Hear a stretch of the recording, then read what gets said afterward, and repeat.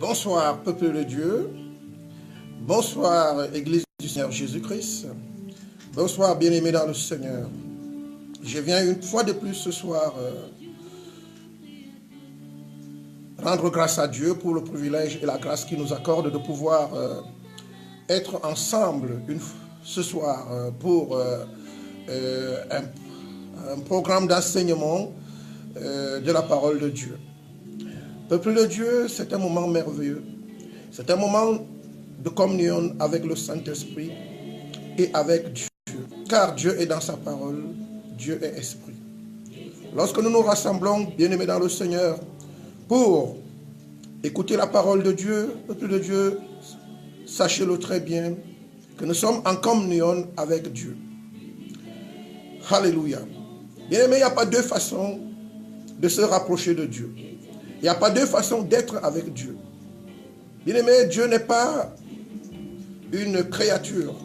Dieu n'est pas une entité matérielle, physique, pour pouvoir prendre Dieu et venir le placer à la maison comme certains le font avec des idoles, avec des statues, avec des représentations. Mais Dieu est esprit. Alléluia.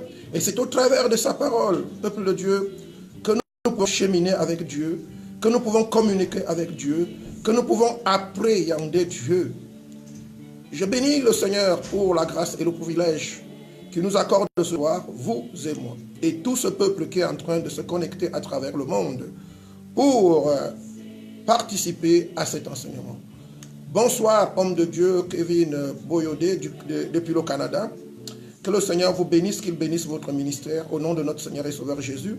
De même, je dis bonsoir à tous les bien-aimés qui sont en train de se connecter depuis l'Italie, depuis la France tout entière, depuis la Suisse, depuis l'Afrique et dans le Moyen-Orient et un peu partout dans le monde. Que cet enseignement soit une bénédiction pour vous et bien entendu pour l'Église du Seigneur Jésus. Amen. Bien-aimés, nous allons commencer dans un instant.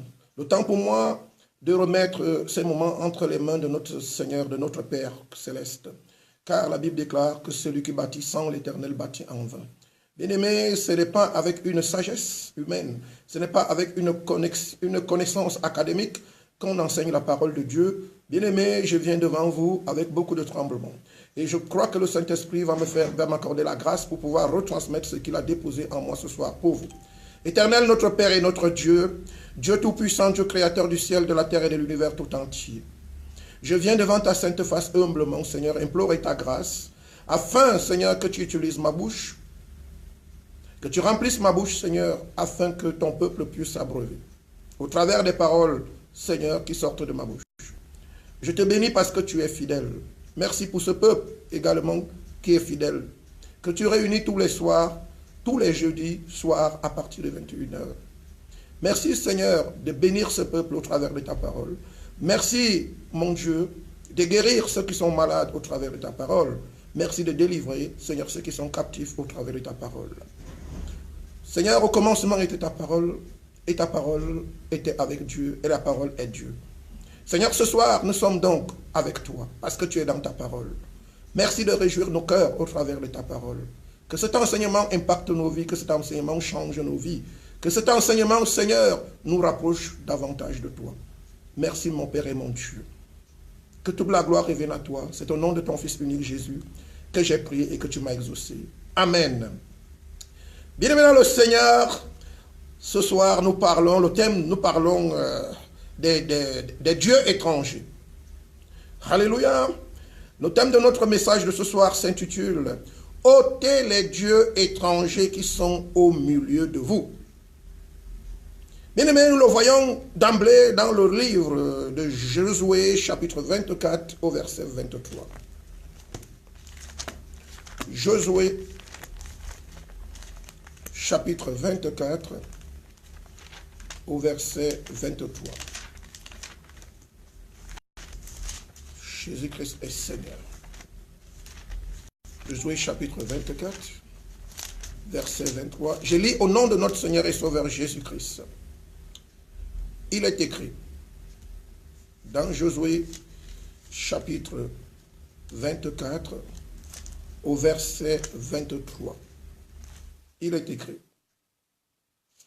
Ôtez donc les dieux étrangers qui sont au milieu de vous et tournez votre cœur vers l'Éternel, le Dieu d'Israël. Bien-aimé dans le Seigneur, en d'autres termes, aussi longtemps que vous êtes en possession des dieux étrangers, aussi longtemps que vous êtes connectés avec les dieux étrangers, aussi longtemps que les dieux étrangers font partie de votre vie, aussi longtemps que les dieux étrangers, bien-aimé dans le Seigneur, vous imposent de leur adorer, une adoration. Parce que les dieux étrangers, en réalité, ils mènent une bataille au niveau de notre cœur. Ils veulent que nous puissions tout simplement les adorer. Bien-aimés, cependant, on ne peut pas inviter Dieu dans notre cœur si ils sont présents ou alors si notre cœur est déjà occupé par d'autres dieux. Alléluia. Béni au Seigneur. Nous allons essayer de comprendre à travers cet enseignement ce que c'est que un Dieu étranger.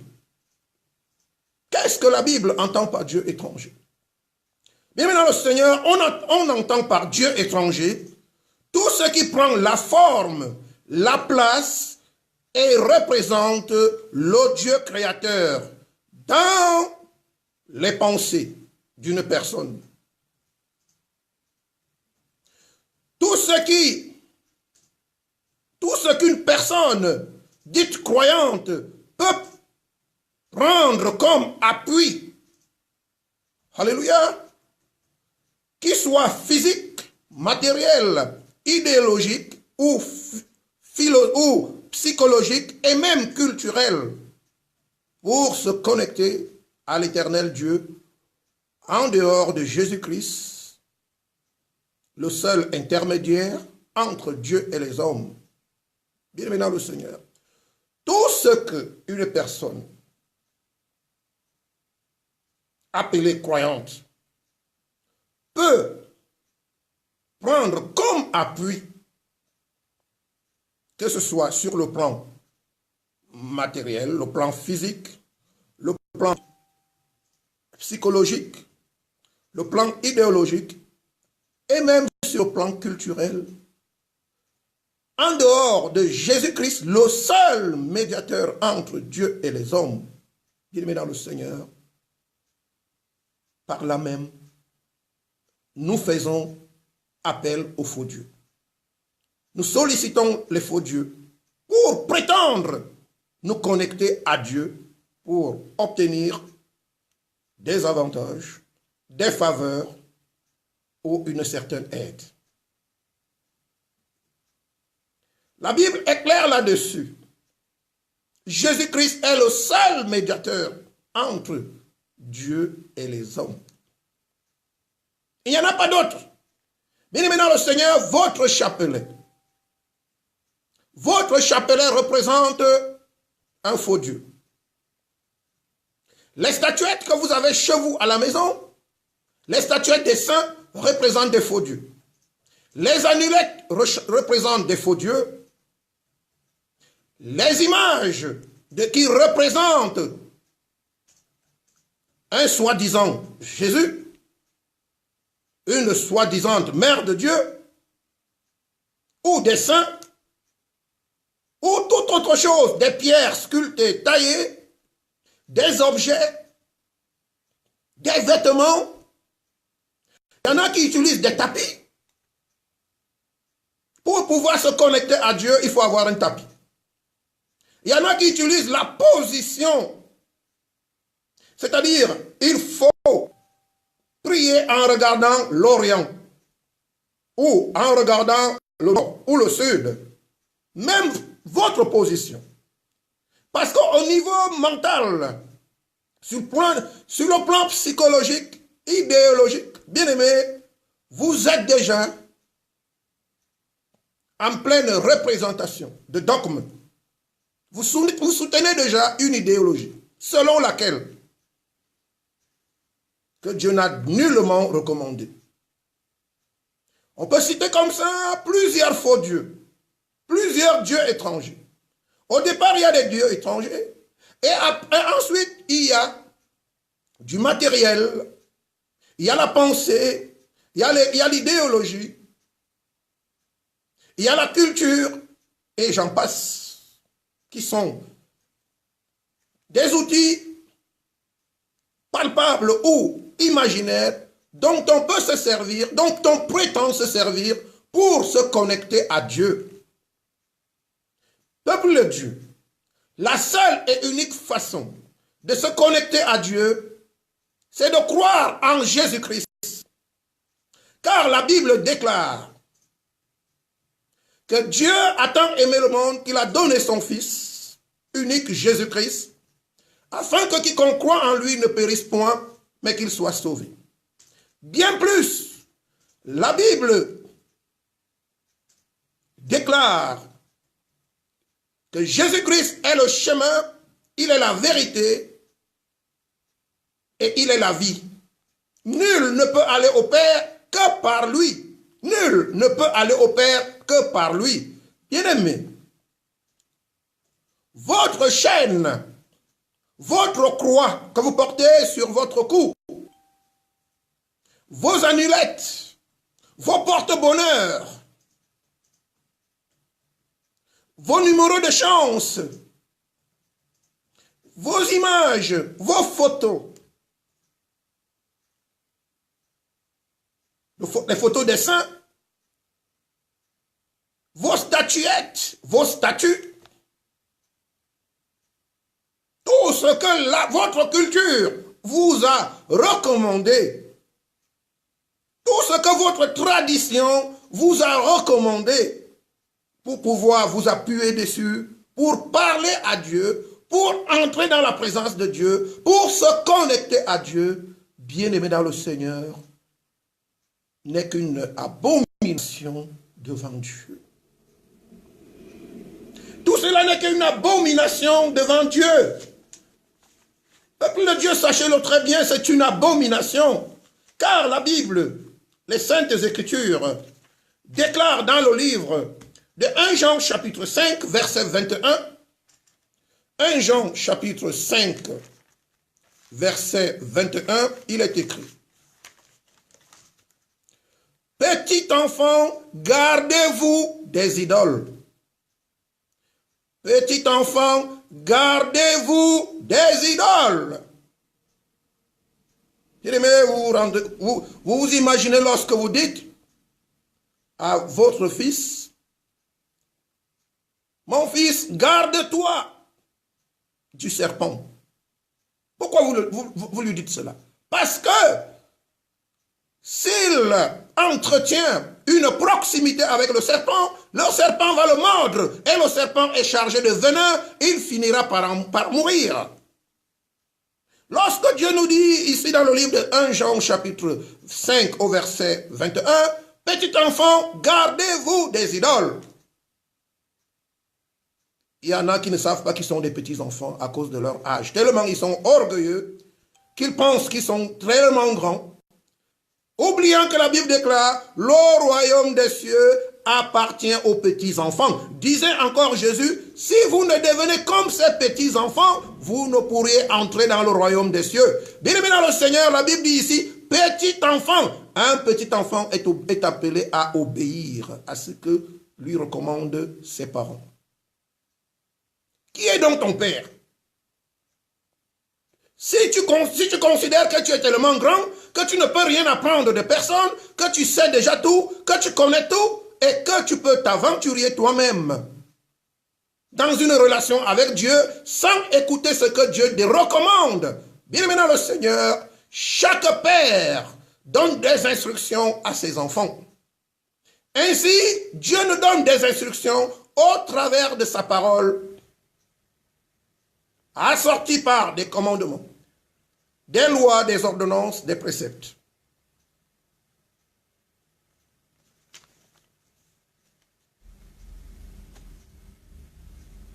Jésus-Christ est Seigneur. Alléluia. Bien maintenant le Seigneur.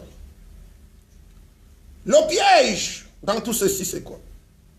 Lorsque vous vous appuyez sur des objets, sur du matériel, sur la tradition, sur la culture, sur une idéologie, sur une religion, sur des murs appelés églises. Bien aimé, l'église n'a jamais été les murs.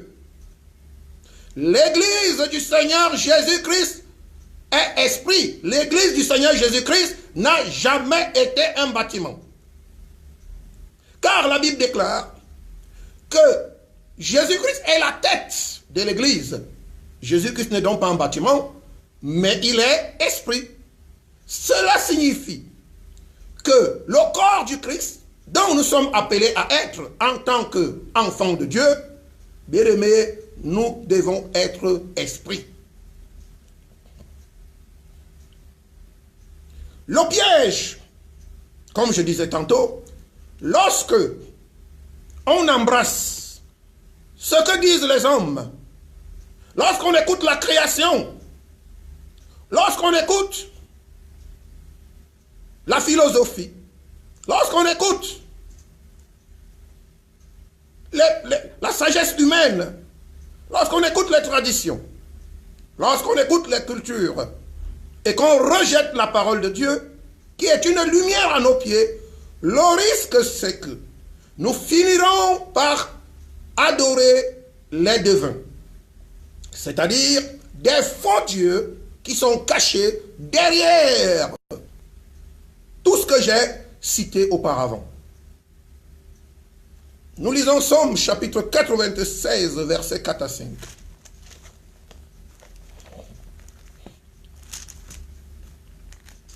Somme 96, versets 4 à 5.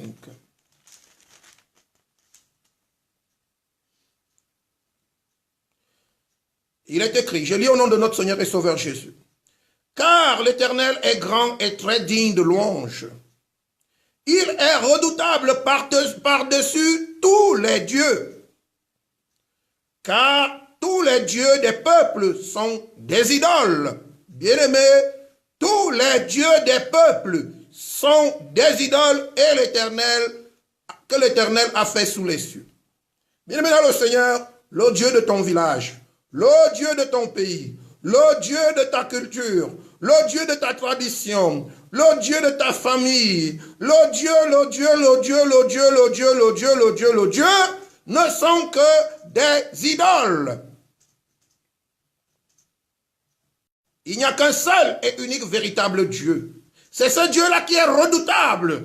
C'est ce Dieu-là qui a créé le ciel, la terre et l'univers tout entier, les choses visibles et les choses invisibles. C'est ce Dieu-là qu'il faut adorer. C'est ce Dieu-là qu'il faut prier.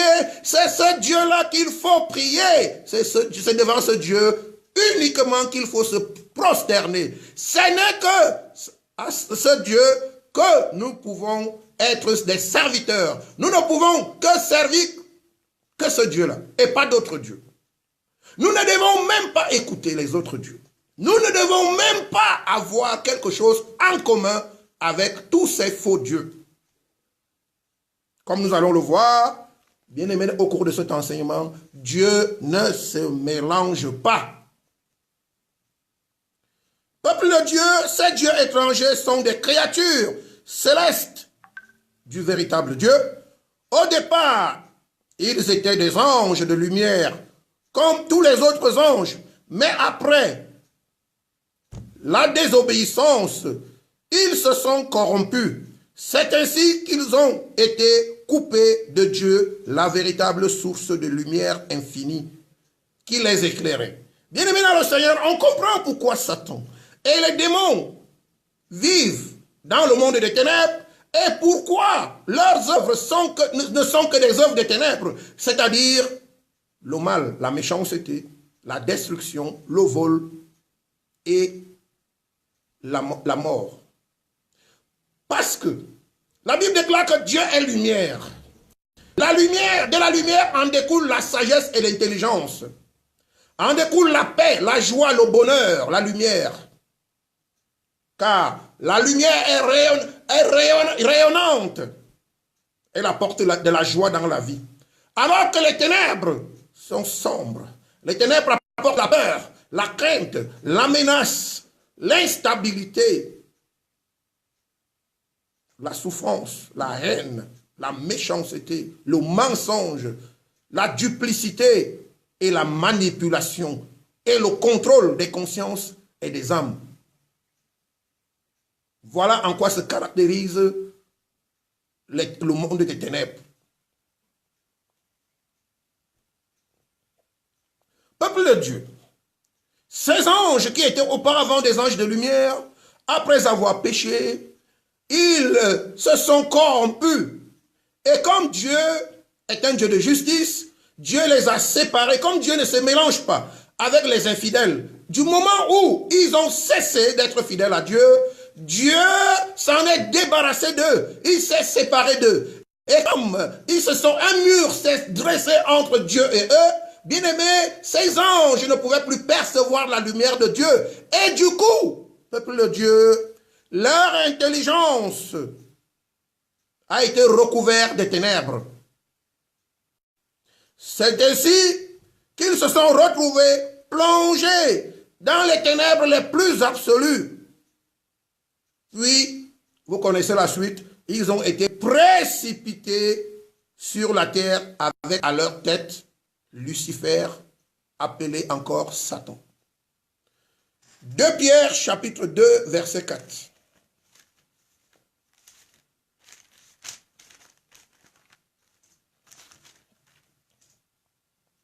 Deux Pierre chapitre 2 verset 4. Il est écrit: car si Dieu n'a pas épargné les anges qui ont péché, mais s'il les a précipités dans les abîmes des ténèbres et les réserve pour le jugement.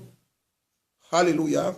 Ils ont été précipités dans les abîmes des ténèbres. Voilà pourquoi vous verrez que les sorciers, ils n'ont aucune intelligence, aucune sagesse. Ils tuent leurs propres enfants.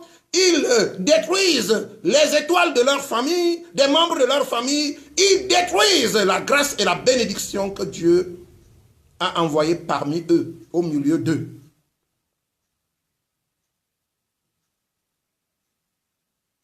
Ils combattent le bien, ils combattent tout ce qui est bien et tout ce qui adore Dieu. Parce que leur intelligence a été obscurcie. Ils n'ont plus d'intelligence. Alléluia. Ils réfléchissent, bien aimés dans le Seigneur, dans le sens de la destruction et de la dissolution. Nous pouvons également lire Jude, chapitre 1er, verset 6.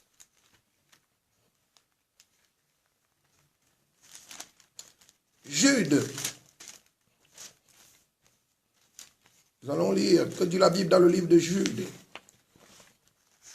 Jude, chapitre 1er, au verset 6.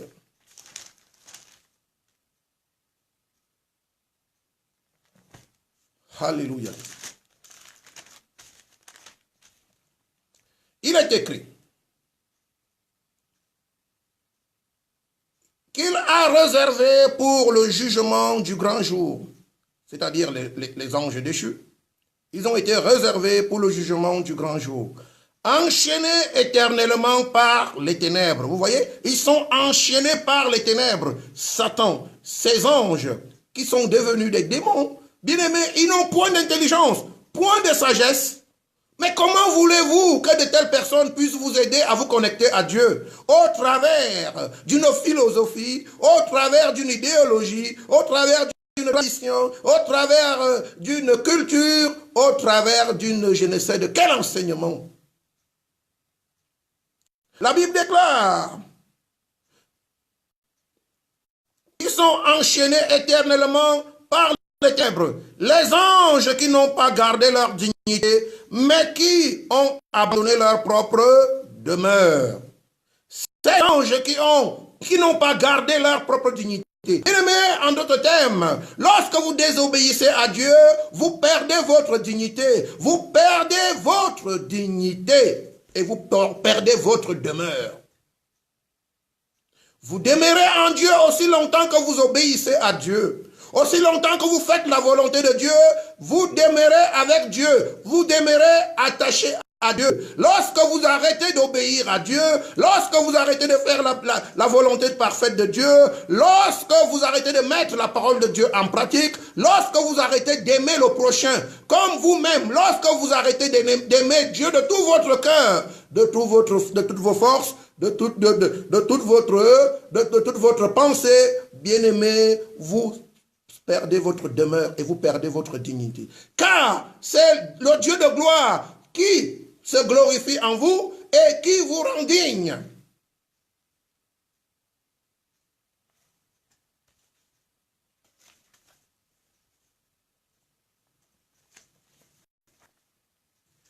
Bien-aimés dans le Seigneur, ces faux dieux, dieux étrangers, appartiennent au monde des ténèbres. Ils se sont organisés dans l'obscurité totale, loin de la face de l'Éternel, pour former le royaume des ténèbres sur la terre.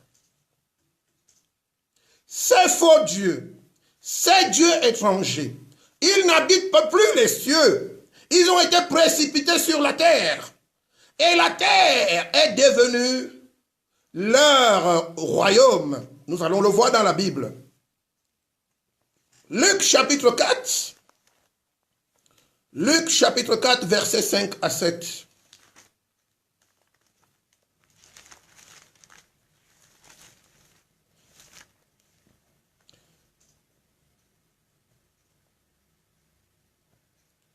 Bien-aimés, que disent les Saintes Écritures? Luc chapitre 4, versets 5 à 7. Il est écrit: le diable l'ayant élevé, lui montra en un instant tous les royaumes de la terre et lui dit: je te donnerai toute cette puissance et la gloire de ces royaumes, car elle m'a été donnée et je la donne à qui je veux. Si donc tu te prosternes devant moi, elle sera toute à toi. Voilà comment le diable parle à beaucoup de personnes encore aujourd'hui. Ici, le diable s'adressait à Jésus-Christ.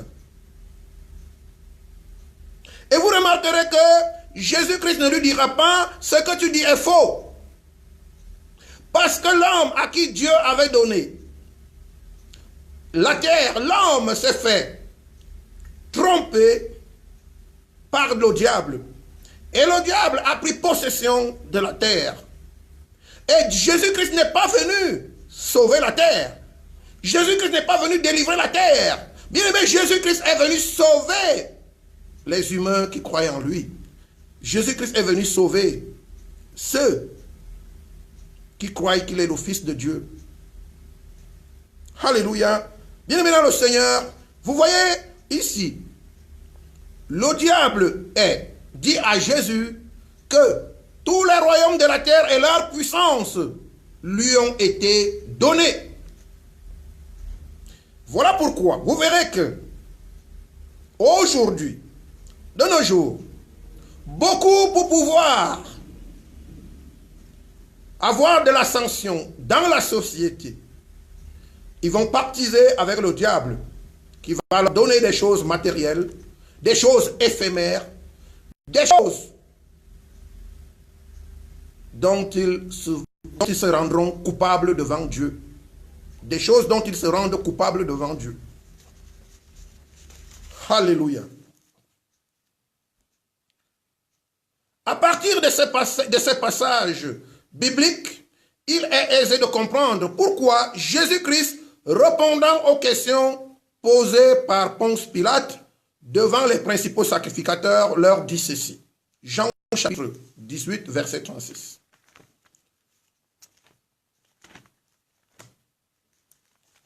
Jean chapitre 18, verset 36.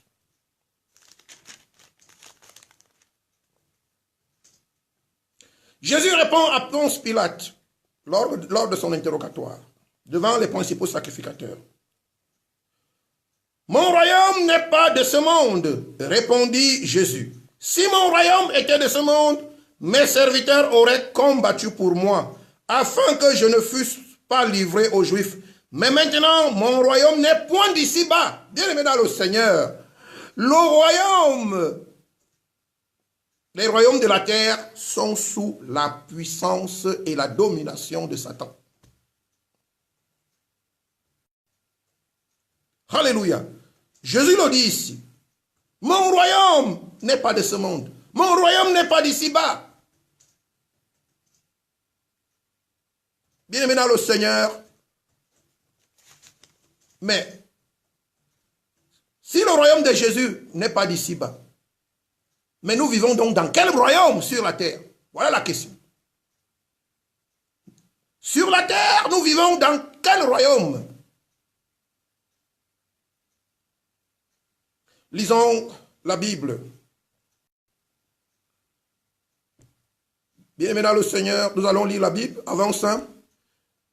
Bien-aimé, vous comprenez pourquoi la parole de Dieu nous met en garde. La parole de Dieu nous met en garde contre l'amour du monde et ses convoitises. Parce que si le royaume de Dieu n'est pas sur terre, cela signifie que c'est le royaume de la terre, c'est le royaume de Satan. Voyons ce qui est écrit dans la Bible. 1 Jean chapitre 5 verset 9.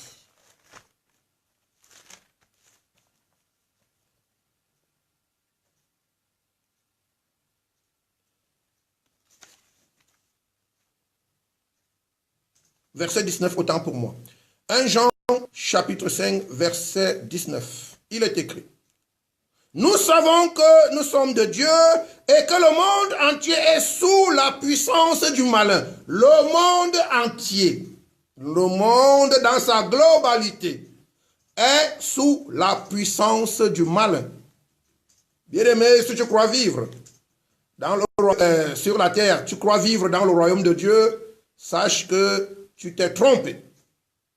Dieu n'habite pas la terre. Le royaume de Dieu ne se trouve pas sur la terre. Bien-aimé, le royaume de Satan, la terre c'est le royaume de Satan. Il faut le savoir. Lisons également 1 Jean chapitre 2, versets 15 à 17. 1 Jean chapitre 2, versets 15 à 17.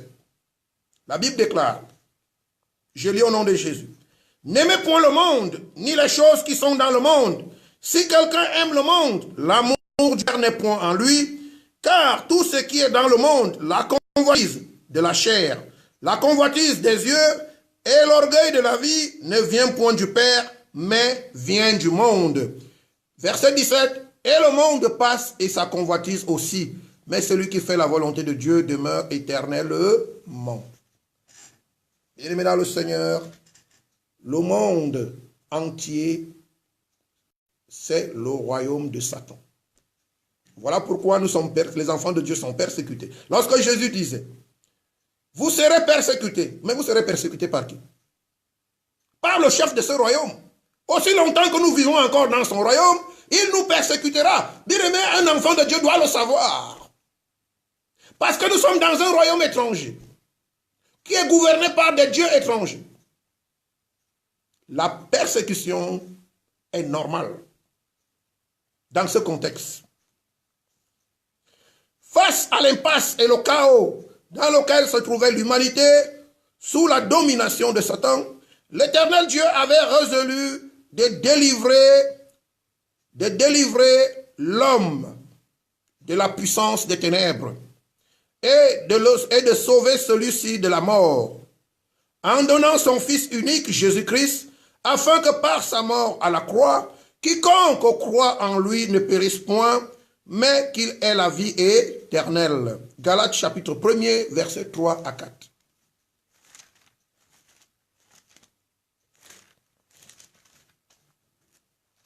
Galates chapitre 1er, versets 3 à 4. Il est écrit, je lis au nom de notre Seigneur et Sauveur Jésus. Que la grâce et la paix vous soient données de la part de Dieu le Père et de notre Seigneur Jésus-Christ, qui s'est donné lui-même pour nos péchés, afin de nous arracher du présent siècle mauvais, selon la volonté de notre Père, de notre Dieu et Père, à qui soit la gloire au siècle des siècles. Amen. Bien maintenant le Seigneur, le siècle est mauvais, c'est-à-dire la terre est mauvaise à cause des faux dieux qui en ont pris possession. Vous comprenez pourquoi? Dans le livre de Jean chapitre 17, Jésus-Christ, lorsqu'il adresse la prière sacerdotale au Père en faveur des disciples, il dit, Père, je ne prie pas pour le monde, mais je prie pour ceux que tu m'as donnés au milieu du monde. C'est pour eux que je prie. Je ne te prie pas de les enlever du monde, mais de les préserver.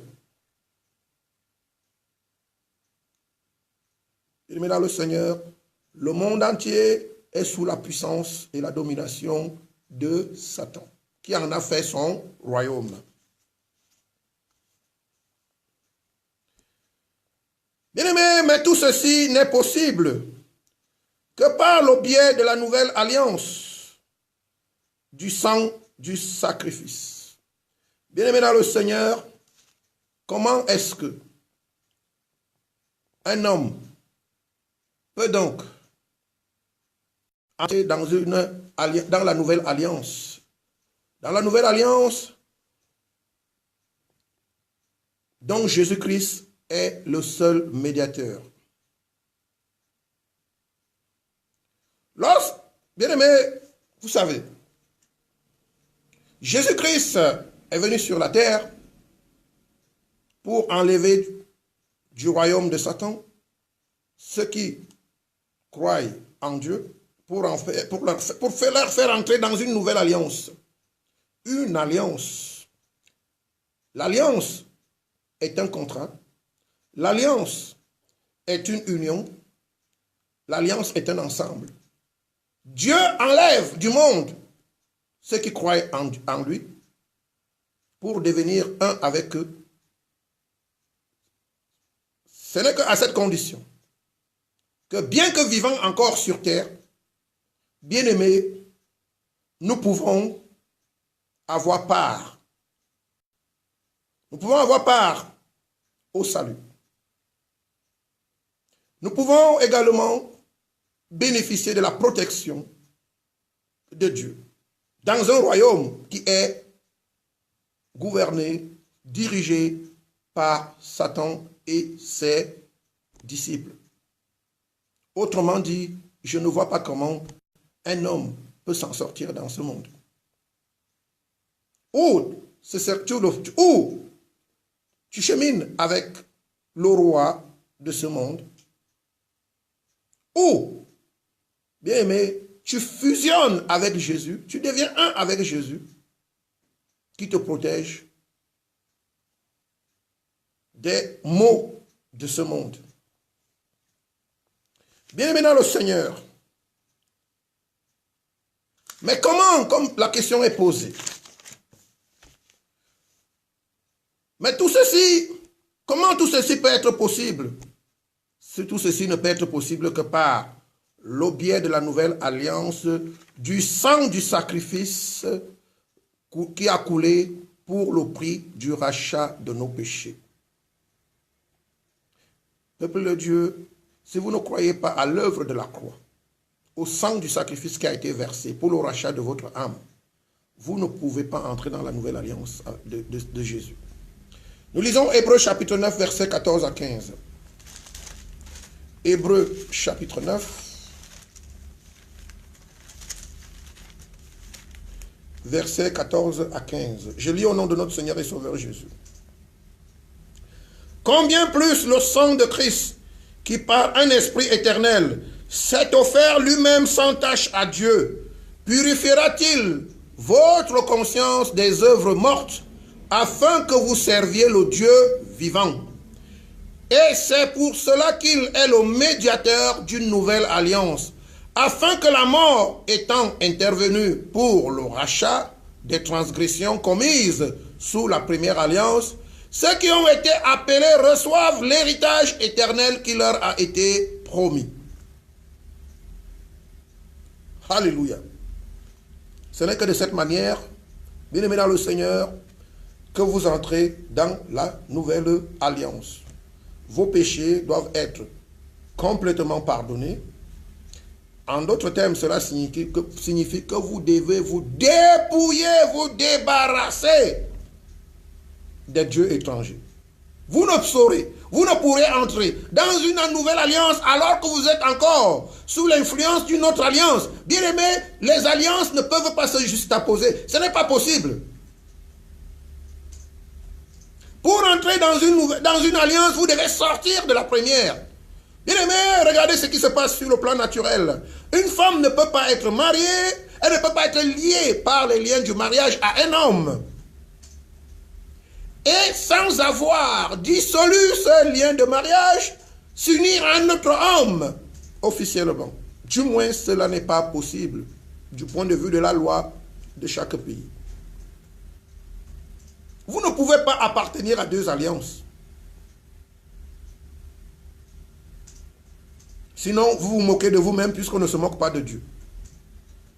C'est Dieu qui fixe les conditions pour entrer dans l'alliance. Et si vous ne remplissez pas les conditions, l'alliance, les portes de l'alliance vous restent fermées. Même si vous croyez y être. Mais bien aimé, vous êtes hors de l'alliance en réalité.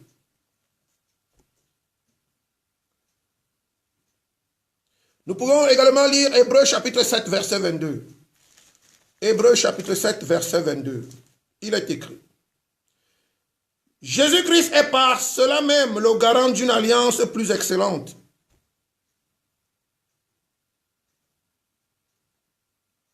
Amen.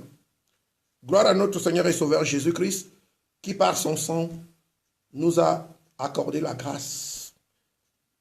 Nos péchés ont été expiés et ainsi il nous a donné l'opportunité d'entrer dans la nouvelle alliance.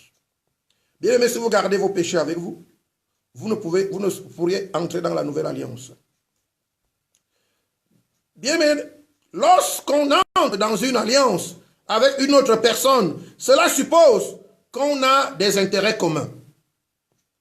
Cela suppose qu'on a la même vision, les mêmes pensées et surtout la même nature. On ne peut pas entrer dans une alliance avec quelqu'un qui est d'une nature différente de la nôtre. Bien aimé, je ne sais pas si vous pouvez vous marier avec un chien. Les liens de mariage avec des chiens, je sais que des personnes extra-perverses le font, mais ça c'est complètement immoral et ce n'est pas de ça que nous sommes en train de parler. Nous parlons de la vie, nous parlons de la vie normale, c'est-à-dire de ce qui garde la dignité de l'homme. Bien aimé, on ne fait pas d'alliance avec une personne qui a une nature différente. Alors si Jésus-Christ nous demande d'entrer en alliance avec lui, bien aimé, la première chose que vous devez vous mettre en esprit, c'est que Jésus-Christ, il n'a pas de chair. Jésus-Christ, il n'est plus Jésus homme, né de la Vierge, qui marchait sur les rues de Galilée, de la Samarie, de la Judée. Bien aimé dans le Seigneur, Jésus-Christ est mort à la croix, il a été enseveli, ressuscité le troisième jour, il est monté au ciel après avoir passé 40 jours avec ses apôtres. Aujourd'hui, il est assis à la droite de Dieu le Père où il règne sur un trône inébranlable. Et ce Jésus est esprit, ce Jésus n'a pas de chair. Donc, si nous entrons en alliance avec Jésus, cela suppose que nous devons aussi être des hommes et des femmes d'esprit. Si nous sommes dépourvus de l'esprit de Jésus, nous ne pourrons pas entrer en alliance avec lui. Parce que pour faire partir d'une alliance, il faut avoir la même nature. Nous lisons Galates.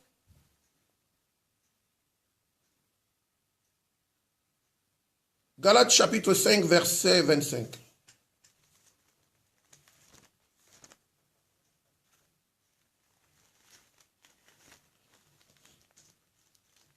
Galates chapitre 5, verset 25. Il est écrit, « Si nous vivons par l'Esprit, marchons aussi selon l'Esprit. » Si nous vivons selon l'Esprit, marchons aussi selon l'Esprit. Il n'est pas possible, bien-aimés dans le Seigneur, Parce que l'alliance que le Seigneur Jésus-Christ nous propose est une alliance spirituelle qui se manifeste par la foi. Mais si nous sommes dépourvus de l'Esprit de Jésus, comment pourrions-nous entrer dans cette alliance? Chose impossible.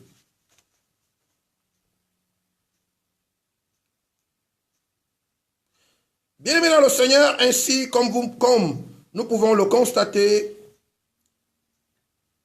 Dieu, on a vu tout à l'heure que Dieu est esprit, Galates chapitre 5, Dieu est esprit. Pour suivre Dieu, nous devons marcher en esprit, comme Dieu est esprit, pour pouvoir demeurer dans son alliance. Bien-aimés, Dieu est également lumière. Pour faire partir de cette alliance, nous devons également être lumière. Là, Jésus disait, vous êtes la lumière du monde. Et que nous sommes appelés à briller comme une lampe qu'on place sur la montagne pour éclairer toute une ville. Nous allons néanmoins lire la Bible dans le livre de 1 Jean chapitre 1er, versets 5 à 6. Dieu est lumière, bien-aimé dans le Seigneur. Nous avons dit, lorsque nous entrons dans une alliance avec une personne, nous devons avoir les intérêts communs, nous devons avoir la même vision, nous devons avoir les mêmes pensées et nous devons avoir la même nature que cette personne. Nous avons vu que Dieu est esprit, nous sommes appelés à être esprit. Voilà pourquoi Jésus-Christ disait à Nicodème, si un homme n'est né d'eau et d'esprit, il ne peut entrer au royaume de Dieu. Maintenant, nous voyons que Dieu est lumière. Il faut que tous ceux qui sont appelés, bien-aimés dans le Seigneur, à faire un avec Dieu, doivent être également lumière. 1 Jean chapitre 1er, versets 5 à 6. Je lis au nom de notre Seigneur et Sauveur Jésus. La nouvelle que nous avons apprise de lui est que nous vous annonçons, c'est que Dieu est lumière et qu'il n'y a point en lui de ténèbres. Il n'y a point en lui de ténèbres. Verset 6. Si nous disons que nous sommes en communion avec lui et que nous marchons dans les ténèbres, nous mentons et nous ne pratiquons pas la vérité. Bien-aimés dans le Seigneur, si vous prétendez être en union, en communion, dans l'alliance avec Jésus, et si vous pratiquez encore des œuvres des ténèbres, qui sont le mensonge, qui sont l'idolâtrie, qui sont la fornication, l'adultère, tout ce qui peut souiller l'homme. Bien-aimé dans le Seigneur, vous savez, lorsqu'un homme est souillé, il est recouvert de ténèbres. La Bible déclare que nous mentons et nous ne pratiquons pas la vérité. Bien-aimé dans le Seigneur, Dieu est saint. Nous ne pouvons entrer en communion avec lui que si nous sommes saints, comme lui. 1 Pierre, chapitre 1er, versets 15 à 16. 1 Pierre, chapitre 1er, versets 15 à 16.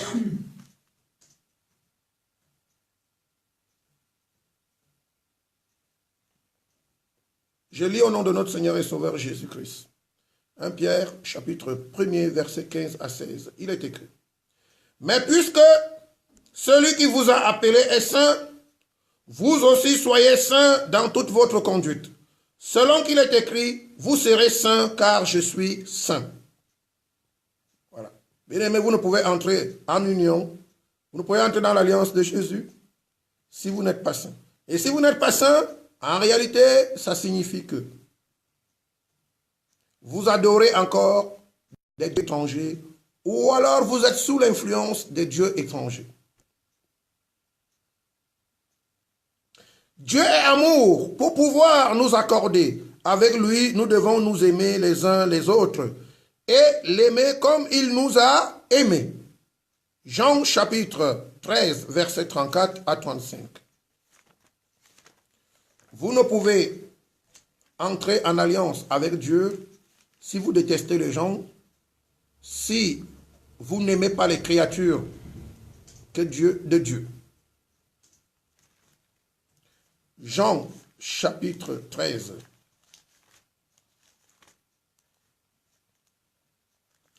versets 34 à 35. Je lis au nom de notre Seigneur et Sauveur Jésus. Je vous donne un commandement nouveau. Aimez-vous les uns les autres comme je vous ai aimé. Vous aussi, aimez-vous les uns les autres. Verset 35. À ceci, tous reconnaîtront que vous êtes mes disciples, si vous avez l'amour les uns pour les autres. Bien-aimés dans le Seigneur, les disciples sont en union avec Jésus.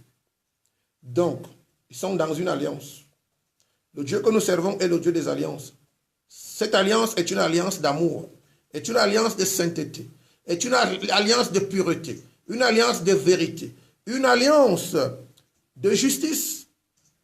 Comme nous allons le voir tout à l'heure, Dieu est juste. Bien-aimé dans le Seigneur, il ne fait point d'acception de personne. Pour nous accorder à Dieu, nous devons être justes comme il est lui-même. Matthieu chapitre 5, verset 20. Matthieu chapitre 5, verset 20.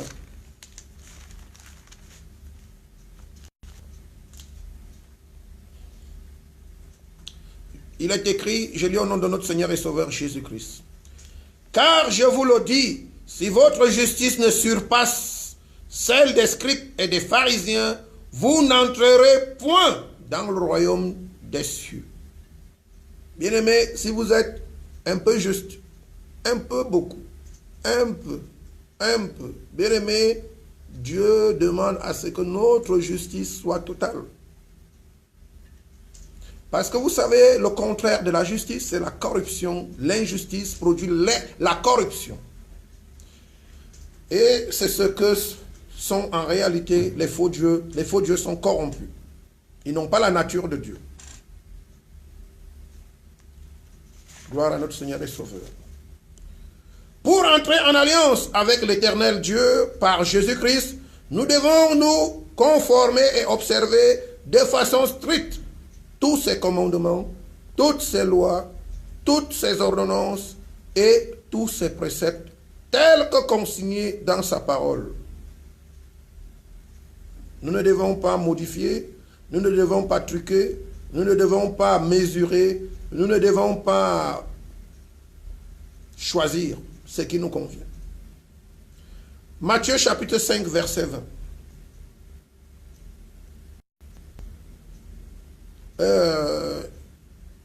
Jésus-Christ est Seigneur. Tel que consigné dans sa parole. Excusez-moi, je n'ai pas bien pris ce verset. Alléluia. Bien-aimé dans le Seigneur, car la Bible déclare que la parole de Dieu demeure éternellement. La parole de Dieu demeure éternellement. Les commandements de Dieu qui sont consignés dans sa parole ne peuvent faire l'objet d'une modification, d'une interprétation. Alléluia. Parce que comment un homme qui est appelé à passer peut modifier la parole de Dieu, Dieu qui demeure éternellement? C'est cette parole même demeure éternellement. Comment un homme qui a un bref séjour sur terre peut modifier la parole de Dieu? Cela n'est qu'une utopie. Ça n'a pas de sens. De même, nous ne savons que Dieu, bien-aimés, de même, nous savons que Dieu ne se mélange pas et ne peut en aucun cas s'associer avec tout ce qui n'est pas de la même nature que lui. Dieu ne se mélange pas. Dieu ne peut pas s'associer avec tout ce qui n'est pas de la même nature que lui. Exode chapitre 20, verset 23.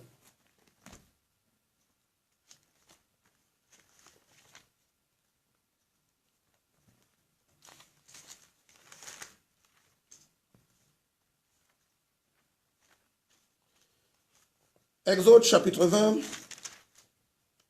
verset 23. Il est écrit: vous ne ferez point des dieux d'argent et des dieux d'or pour me les associer. Vous ne vous en ferez point. Bien-aimé, Dieu ne veut pas de mélange. On n'associe pas Dieu au faux Dieu. On n'associe pas Dieu au Dieu étranger. On n'associe pas Dieu aux voleurs. On n'associe pas Dieu aux menteurs. On n'associe pas Dieu aux ténèbres. On n'associe pas Dieu aux mensonges. On n'associe pas Dieu à tout ce qui n'est pas de la même nature que lui. Il y a un principe de compatibilité qui s'impose à ce niveau. Pour que vous puissiez vous associer à Dieu, vous devez être son reflet. Vous devez avoir la même nature que lui. Bien-aimé, comme il est impossible de servir deux maîtres à la fois, pareillement, on ne peut être fidèle et infidèle, juste et injuste, lumière et ténèbres au même moment. Cela n'est pas possible. 2 Corinthiens, chapitre 6, versets 14 à 17.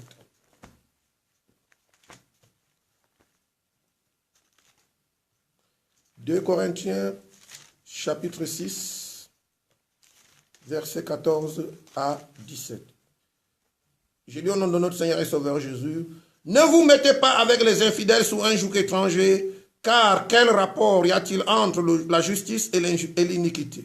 Qu'y a-t-il de commun entre la lumière et les ténèbres? Quel accord y a-t-il entre Christ et Bélial? Ou quelle part a le fidèle avec l'infidèle? Quel rapport y a-t-il entre le temple de Dieu et les idoles? Car nous sommes le temple du Dieu vivant. Comme Dieu l'a dit, j'habiterai et je marcherai au milieu d'eux. Je serai leur Dieu et ils seront mon peuple. C'est pourquoi, sortez du milieu d'eux et séparez-vous, dit le Seigneur. Ne touchez pas à ce qui est impur et je vous accueillerai. »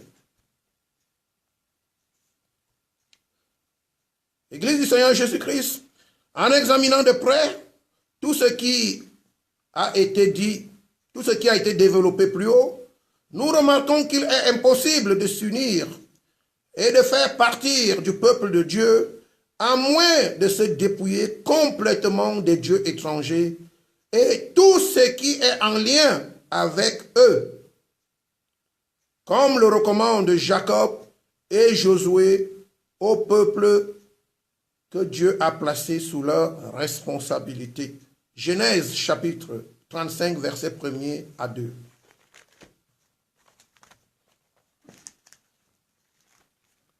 Genèse chapitre 35, versets 1er à 2.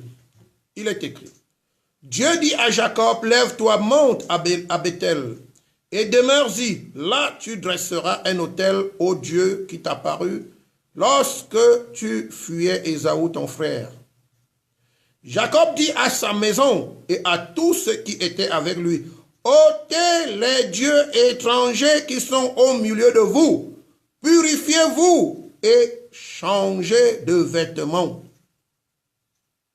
Bien-aimé dans le Seigneur, Jacob s'apprêtait à aller à la rencontre de Dieu avec tout ce qui était sous sa responsabilité.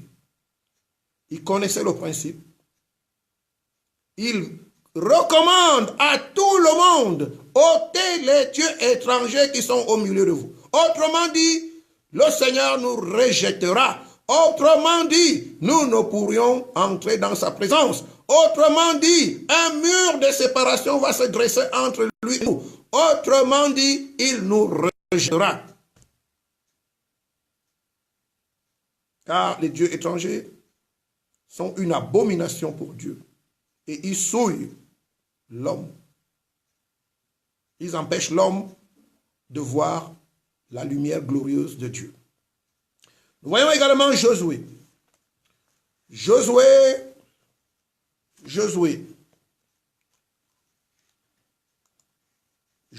chapitre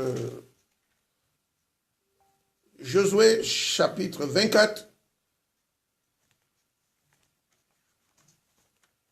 Josué chapitre 24, du verset 23 au verset 24. Du verset 22 au verset 23. Josué chapitre 24, du verset 22 au verset 23. Il est écrit, je lis au nom de notre Seigneur et Sauveur Jésus-Christ. Josué dit au peuple, vous êtes témoins contre vous-même que c'est vous qui avez choisi l'Éternel pour le servir. Ils répondirent, nous en sommes témoins. Verset 23. Ôtez donc les dieux étrangers qui sont au milieu de vous et tournez votre cœur vers l'Éternel, le Dieu d'Israël. Bien-aimé, en d'autres termes, si les dieux étrangers sont au milieu de vous, vous ne pourriez tourner votre cœur entièrement à Dieu. Parce que ces dieux étrangers, ils vont batailler pour influencer vos pensées. Pour que vos pensées n'obéissent pas à Dieu. Bien-aimés dans le Seigneur, c'est pourquoi Josué, comme nous avons vu Jacob, il demande au peuple de se débarrasser des dieux étrangers. Parce que les dieux étrangers ne peuvent que générer un conflit entre l'éternel Dieu et nous. Parce que Dieu ne se mélange pas, il ne s'associe pas à ces faux dieux. Il les a séparés de lui. Il les a chassés devant sa face. Et lorsque nous nous approchons de Dieu, et que nous venons avec ces faux dieux, bien aimés, nous ramenons ces faux dieux dans la présence de Dieu, et Dieu ne peut pas nous le permettre. Voilà pourquoi nous, à cause de ces faux dieux, un mur va se dresser entre l'éternel Dieu et nous.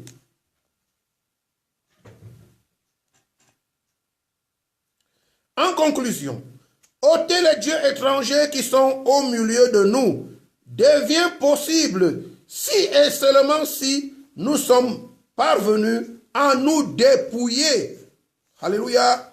Si et seulement si nous sommes parvenus à nous dépouiller complètement du vieil homme corrompu qui incarne notre passé pour revêtir l'homme nouveau, intelligent, créé selon Dieu, qui marche par l'esprit, recherchant la vérité, la justice, l'amour et la sainteté. Éphésiens chapitre 4, versets 20 à 24.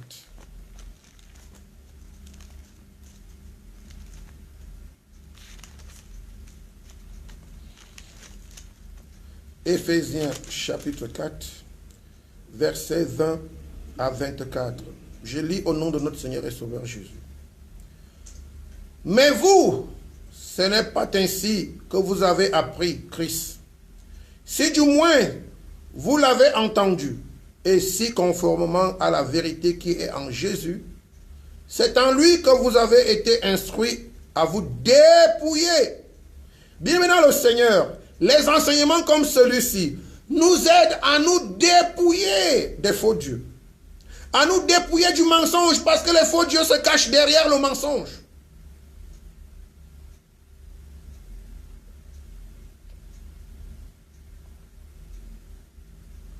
Le verset 22 dit, « Eu égard à votre vie passée, du vieil homme qui se corrompt par les convoitises trompeuses, à être renouvelé dans l'esprit de votre intelligence. » Verset 24. « Et à revêtir l'homme nouveau, créé selon Dieu, dans une justice et une sainteté que produit la vérité. » Bien maintenant le Seigneur, tout ceci ne peut en aucun cas être possible si nous sommes encore en possession des faux dieux.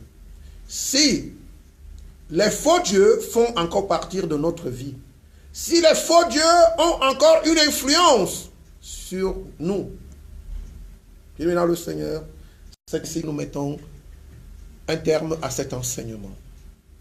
Bien-aimé, ma prière ce soir, c'est que le Dieu Tout-Puissant, le Créateur du ciel, de la terre et de l'univers tout entier, par son esprit, te révèle dans ta vie tout ce qui représente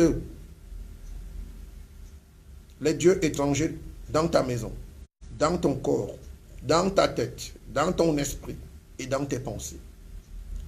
Que la grâce de Dieu vous soit communiquée à travers cet enseignement. Que Dieu vous bénisse pleinement et abondamment. Au nom de notre Seigneur et Sauveur Jésus. Je vous dis bonne nuit et je vous donne rendez-vous à la semaine prochaine pour un autre enseignement. Que Dieu vous bénisse encore une fois de plus abondamment. Qu'il bénisse votre fin de semaine et qu'il bénisse votre maison. Qu'il bénisse vos entreprises. Devenez une source de bénédiction au nom de notre Seigneur et Sauveur Jésus-Christ. Amen.